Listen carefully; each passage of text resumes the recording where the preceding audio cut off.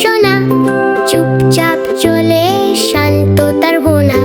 জলের ভেতর থাকে মাছ মিঠু, ছলো ছলো জলে সাঁতার কাটে নিত্য।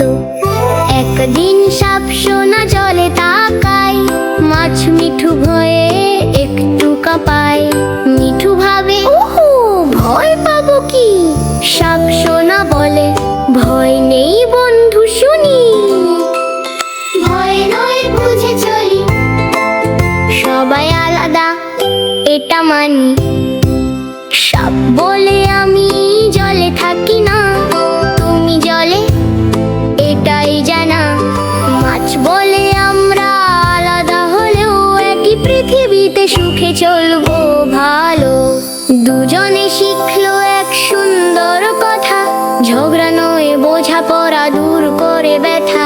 নিজের জায়গা নিজের কাজ, তাতেই সুন্দর প্রকৃতির সাজ। সবাই আলাদা তবু বন্ধু, শান্তি রাখলেই পৃথিবী সুন্দর খুবই।